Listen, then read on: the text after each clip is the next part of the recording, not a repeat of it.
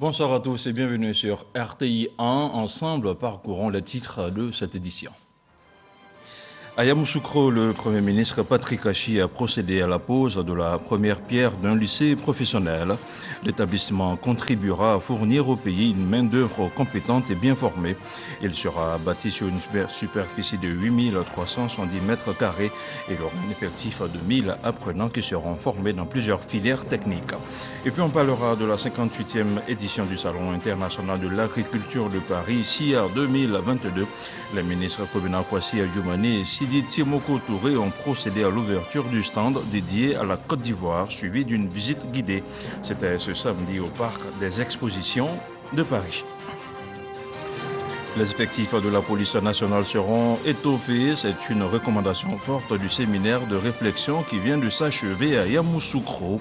La mesure permettra de faire face à la menace terroriste et aux défis sécuritaires internes, a précisé le ministre de l'Intérieur et de la Sécurité, le général Vagondo Diomandé. Voilà pour les titres. Merci de regarder RTI 1. Le Premier ministre poursuit sa visite de terrain à Yamoussoukro. Dans la capitale politique ivoirienne, Patrick Achi a procédé à la pose de la première pierre du lycée professionnel de la ville et la future technopole sera livrée dans 2 ans. On en sait davantage avec ce reportage de Mahama Traoré. Le lycée professionnel de Yamoussoukro pourra accueillir 1000 étudiants à former dans les filières de l'électricité électronique, la maintenance véhicule-engin, le froid et la climatisation. Il sera bâti non loin de l'Institut national polytechnique Houphouët-Boigny de Yamoussoukro, renforçant ainsi la vocation de cité du savoir de la capitale politique. En moins d'1 an, le gouvernement a multiplié les interventions structurantes dans le secteur de l'enseignement technique et de la formation professionnelle, entre autres la réhabilitation du CBCG de Boaké, celle en cours du lycée professionnel de Jacquesville, ou encore le lancement en janvier dernier du projet de construction de 7 nouveaux établissements, dont fait partie celui de Yamoussoukro. D'autres actions comme la réhabilitation complète du lycée technique de Cocody, du lycée technique de Yopougon, du lycée professionnel commercial de Yopougon sont en cours et s'achèveront en 2022. À travers ces actions, il s'agit de proposer un cadre de travail adapté, attrayant et valorisant pour les jeunes talents, car le développement de la formation professionnelle, en synergie avec le secteur productif, est source d'accroissement du taux d'employabilité et partant de la réduction significative de l'oisiveté et du chômage. Outre la formation initiale, le lycée professionnel de Yamoussoukro sera aussi le cadre de mise en œuvre de l'école de la deuxième chance, celle dédiée à la formation professionnelle de courte durée des jeunes déscolarisés en vue de leur insertion rapide. Pour notre jeunesse aujourd'hui, la voie royale de l'enseignement, ce n'est plus celle seulement de l'enseignement général, c'est celle de l'enseignement technique et professionnel. Parce que la Côte d'Ivoire a aussi besoin d'ouvriers, de techniciens, d'ingénieurs pour accélérer la marche de notre agriculture comme de notre industrie, de nos entreprises et de notre marché de l'emploi. Vous êtes donc formés ici, pas pour Yamoussoukro, pas pour la Côte d'Ivoire seulement, mais pour être prêts à affronter le monde. Et dans ce combat, on ne triche pas. On ne triche pas avec le travail. Parce que si vous trichez, il vous rattrape toujours. Un jour ou l'autre, au moment où vous y attendez le moins. Alors soyez honnête avec le travail. Trichez avec tout, mais le travail, soyez honnête avec lui. L'effort, soyez honnête avec lui. Parce que toujours, certainement au moment où vous y attendez le moins, il vous récompense de tous ces efforts. L'enseignement technique et professionnel n'absorbe actuellement que 5% des effectifs du secondaire général. Le lycée professionnel de Yamoussoukro et les autres à construire sur le reste du territoire visent à porter ce taux à 30% d'ici 2030. Toujours à Yamoussoukro, le chef du gouvernement a marqué une halte au lycée scientifique. C'est un établissement d'excellence que Patrick Achi a trouvé dans un état de délabrement et le Premier ministre a annoncé les travaux de rénovation qui devraient démarrer bientôt. Mahama Traoré. Au lycée scientifique de Yamoussoukro, personne ne s'attendait à une telle visite ce vendredi matin. Celle du chef du gouvernement dans ce mythique temple du savoir. Une fois sur place, Patrick Kachi se rend dans une salle de classe pour échanger avec les élèves. Qu'est-ce que vous voulez devenir plus tard? Je vais être pilote. Je vais être pilote, Fini. Et toi, docteur? Agronome. C'est en tout cas de très bonnes choses. Ce qu'on veut, c'est que vous travaillez bien et que vous travaillez beaucoup. En tout cas, félicitations, tous mes encouragements. Ce passage éclair au lycée scientifique de Yamoussoukro n'était pas prévu à l'agenda initial de cette visite de travail du chef de gouvernement, mais le l'a commandé. En état de vétusté, cet établissement d'excellence est toujours en attente de sa rénovation, malgré la disponibilité des financements. Les derniers obstacles viennent d'être levés. Un financement du C2D, de l'AFP, pour réhabiliter le lycée scientifique et également créer des classes de préparation aux grandes écoles, ivoiriennes ou internationales. Et pour que cela puisse se faire, il faut que les écoles mixtes qui étaient à l'intérieur du lycée scientifique puissent être déplacées à l'extérieur. Mais là également, nous avons des financements pour construire ces écoles-là. Le problème était celui de mobiliser des terrains à taille et superficie suffisante pour démarrer le projet. Je crois que là, avec monsieur le préfet, ainsi que ses collaborateurs, ce site-là sied parfaitement et pourrait donc très rapidement être mobilisé, moyennant donc des purges qui vont se faire très rapidement pour que les travaux puissent démarrer, puisque l'entreprise est déjà identifiée, les financements sont identifiés. Ça veut dire que ces écoles-là, normalement, doivent ouvrir pour la rentrée prochaine. Donc pour nous, c'est un problème qui est réglé et on donnera les instructions nécessaires pour que les choses aillent extrêmement vite. La rénovation du lycée scientifique de Yamoussoukro est financée à hauteur de 30 milliards de francs CFA par l'Agence française de développement dans le cadre du C2D, contrat de désendettement et de développement. Après un an d'interruption due à la pandémie de Covid-19, le Salon international de l'agriculture a ouvert ses portes à Paris ce samedi.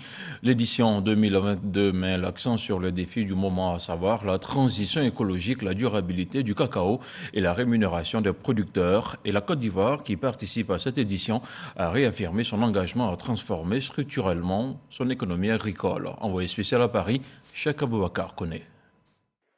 De petits mots par-ci, des salutations bien nourries par-là, en gros, des retrouvailles entre professionnels et passionnés de l'agriculture venus des quatre coins du monde. C'est à raison que cette 58e édition du Salon international de l'agriculture est baptisée Édition des retrouvailles, avec pour thème principal l'agriculture, notre quotidien, votre avenir.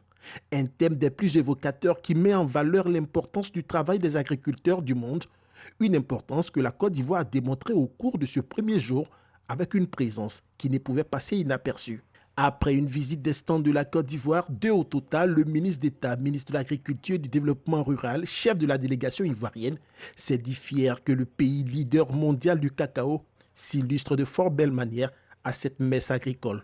Vous-même, vous avez vu nos stands qui sont le témoignage de ce que nous sommes venus vraiment pour représenter notre pays. L'édition passée, nous étions meilleur stand international.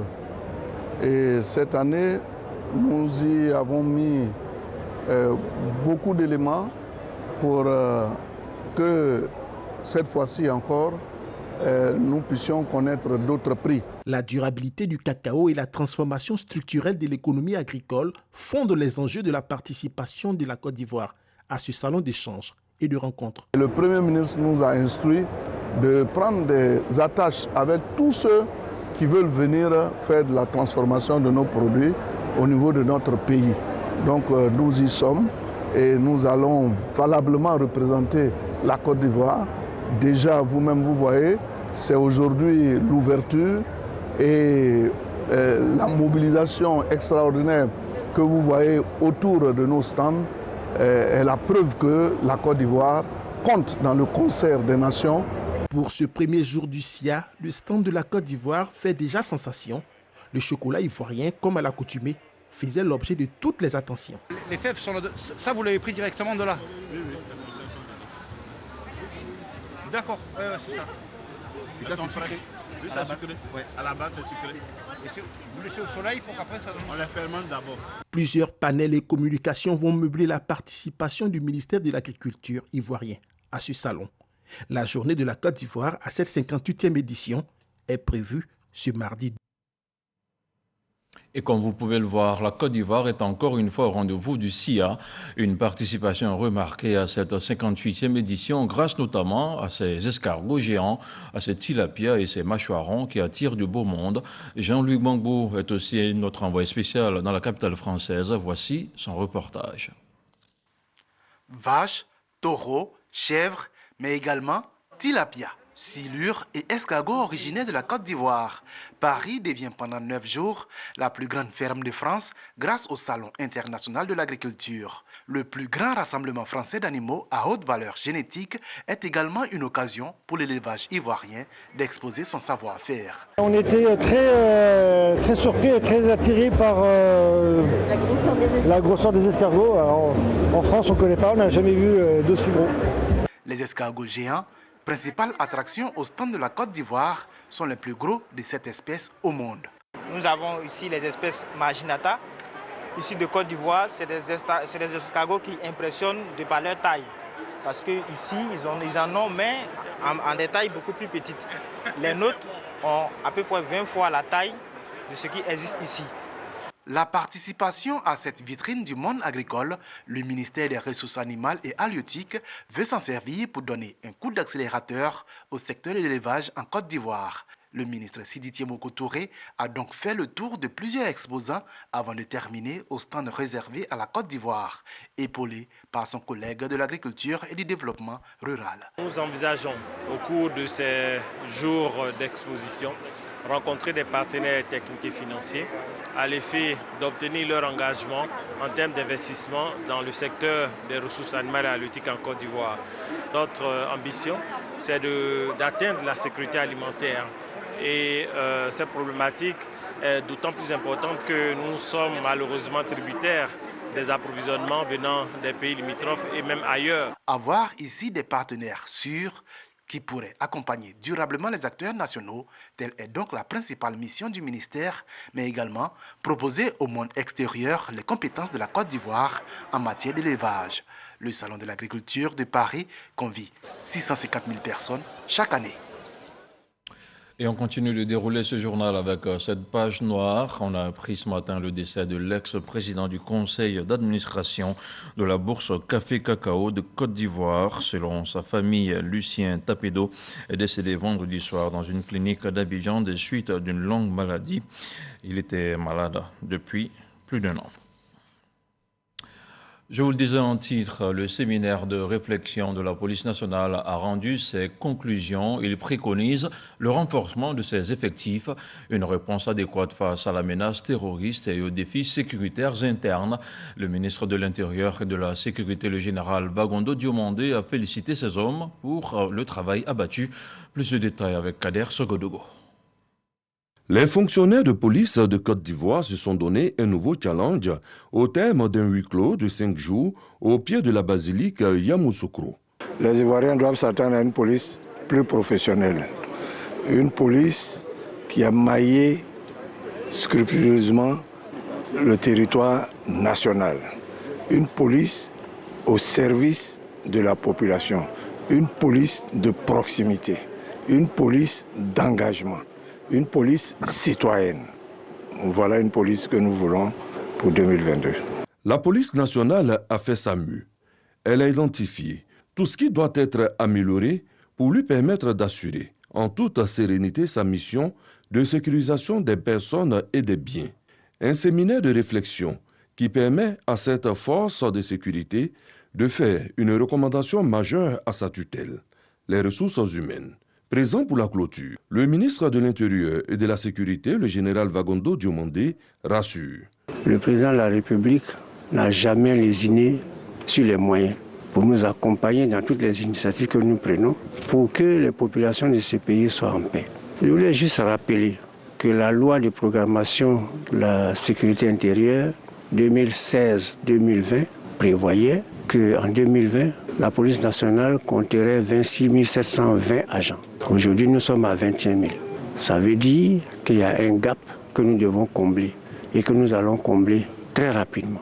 Était du rendez-vous de Yamoussoukro aux côtés du directeur général de la police, les généraux, les directeurs et chefs de service, l'ensemble des préfets de police de Côte d'Ivoire, le PNUD, la coopération japonaise et des experts et consultants, fonctionnaires de police français, acteurs de cette police ivoirienne qui vise l'excellence pour le grand bonheur des populations. Découverte d'armes et de munitions au domicile de l'ex-président de l'Assemblée nationale, Guillaume Kigbafori Soro. La perquisition s'est déroulée vendredi au quartier Gonfreville de la ville de Bouaké. L'opération a été menée par la police judiciaire sous la supervision du procureur de la République près le tribunal de première instance de Bouaké. Retour sur la déclaration du procureur avec Kwadio Kwame. À la suite de plusieurs informations faisant état de ce que des armes étaient cachées au domicile de M. Guillaume Soro, situé au quartier Gonfreville de Bouaké, des perquisitions avaient été effectuées à l'intérieur du dit domicile. Ces perquisitions s'étaient révélées infructueuses. Le vendredi 25 février 2022, exploitant une autre information, des officiers de police judiciaire se sont transportés à nouveau au dit domicile avec des détecteurs de métaux qui ont permis de localiser de façon précise l'endroit où des armes étaient enfouies dans l'arrière-cour. Cette perquisition, menée sous la supervision du procureur de la République et en présence constante du nommé Koulibaly Yaya, gardien des lieux, a permis de découvrir 4 canons de 14,7 mm, 6 percuteurs, 15 200 munitions de type 9 mm, 3 cache-flammes, 10 accumulateurs, 36 chargeurs de portatifs Motorola GP340, 14 portatifs Motorola GP340. Une enquête a été immédiatement ouverte à la brigade de gendarmerie, section recherche de Bouaké, pour détention, entreposage d'armes de guerre, éléments d'armes et munitions de la première et deuxième catégorie sans autorisation administrative et tentative d'atteinte à l'autorité de l'État. On parle maintenant d'économie au titre de l'année 2021. Les services du Trésor public ont mobilisé sur le marché des capitaux un montant de 2413 milliards de francs CFA. Je vous parle d'une plus-value de 183 milliards de francs CFA au-delà des prévisions estimées à 2229 milliards de francs CFA. L'information a été livrée jeudi dernier. C'était au cours d'un séminaire bilan à Yamoussoukro. Plus de détails avec Kader Sogodogo. La grande famille du Trésor public a déposé ses mallettes à Yamoussoukro. Le centre. La position est idéale pour passer en revue les chiffres de l'année 2021 et faire toutes sortes de géométries variantes en termes de prévision 2022. Que retenir de l'exercice 2021? Jacques Assaouré Konan, directeur général du Trésor public, sort la calculatrice. En termes de bilan, il convient de relever que l'année 2021 s'est globalement soldée par des résultats probants. En effet, en dépit des difficultés de tous ordres qui n'ont eu de cesse de perturber le bon fonctionnement de l'administration publique en général, le Trésor public a su poursuivre avec davantage de détermination sa marche résolue vers l'avant. Cela s'est principalement traduit au niveau opérationnel par la mobilisation d'environ 109 milliards de francs CFA au titre des recettes non fiscales contre 105 milliards en 2020. L'année s'est également soldée par la mobilisation sur le marché des capitaux d'un montant de 2413 milliards, soit une plus-value de 186 milliards au-delà des prévisions estimées à 2229 milliards de francs CFA. le paiement au titre de la dette fournisseur d'un montant de plus de 1 000 milliards au profit d'une population de près de 6 000 fournisseurs et prestataires de services de l'État et de ses démembrements. Cette performance, il faut le souligner, tire sa source du déploiement du compte unique du Trésor qui constitue à nos yeux un instrument de gestion efficace et d'optimisation de la trésorerie. Entre bilan et perspective, des recommandations sont à venir à l'issue de cette deuxième revue 2021 après celle de août dernier. Retour à Abidjan avec la 21e promotion du programme de gestion en politique économique de l'Université Félix Houphouët-Boigny de Cocody, qui est sorti. Des parchemins ont été remis aux auditeurs par le ministre de l'Enseignement supérieur et de la Recherche scientifique, le professeur Adama Diawara. Au nombre de 42, les diplômés sont tous issus de la sous-région francophone, dont le Bénin et le Sénégal. Didier Nguissan. Ils sont 42 auditeurs et constituent la 21e promotion du programme de gestion de politique économique GPE. Après 12 mois de formation en présentiel et en ligne, ils reçoivent le diplôme des mains du ministre de l'Enseignement supérieur et de la Recherche scientifique, Adama Diawara. Ces diplômés en master des hautes études en gestion de politique économique sont désormais outillés, aussi bien en passation de marché et analyse statistique qu'en politique de développement local, entre autres. Tous ces acquis renforcent les compétences des auditeurs en matière d'élaboration d'un programme financier. La chaîne 3 PBSE concerne la prospective, la planification stratégique, la programmation, la budgétisation et le suivi-évaluation. Elle constitue cet élément qui rend le diplômé GPE capable de penser l'avenir en s'appuyant sur le questionnement du passé, la formulation de stratégies pertinentes en vue d'atteindre le développement. Adama Diawara a insisté sur la nécessité de mettre l'enseignement supérieur au service de la transformation économique et sociale, tant par l'efficacité des administrations publiques que par le bon fonctionnement des systèmes politiques. De par cette formation, on voit que nos universités mettent à la disposition de nos États des ressources humaines de qualité qui contribuent de façon efficace au développement socio-économique de nos nations. Et en plus, les employeurs sont très satisfaits des produits sortis du GPE, dans la mesure où ces auditeurs-là maîtrisent parfaitement les outils de conception, de suivi et d'évaluation des politiques économiques et financières. Le programme GPE existe au sein de l'Université Félix Houphouët-Boigny depuis 24 ans.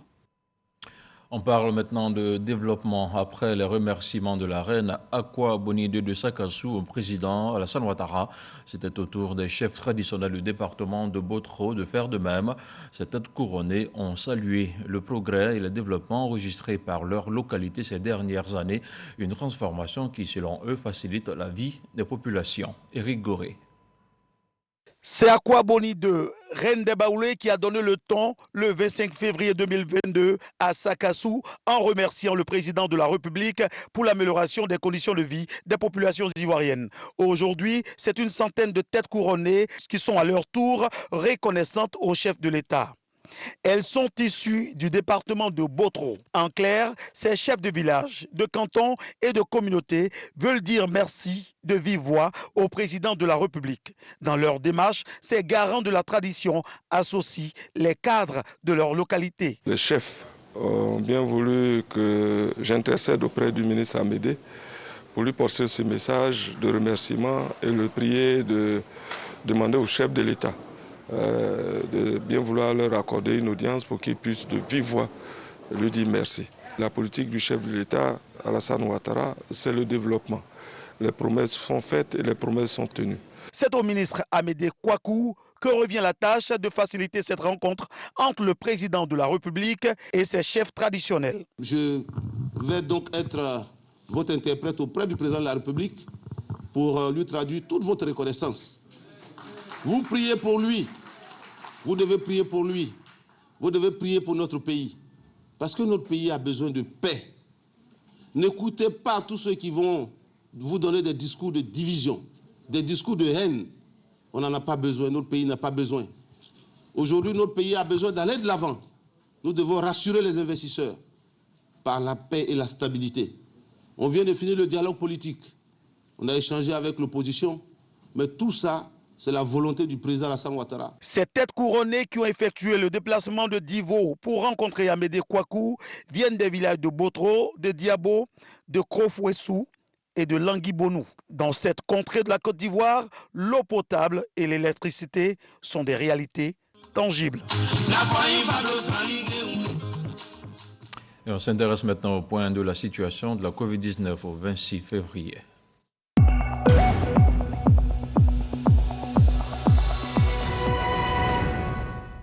Le ministère de la Santé, de l'Hygiène publique et de la couverture maladie universelle a enregistré ce samedi 26 février 18 nouveaux cas de Covid-19 sur 2689 échantillons prélevés, soit 0,7% de cas positifs, 52 guéris et 0 décès.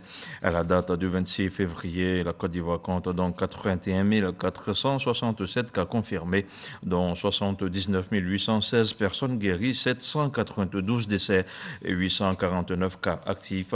Le nombre total d'échantillons est d'1 414 287.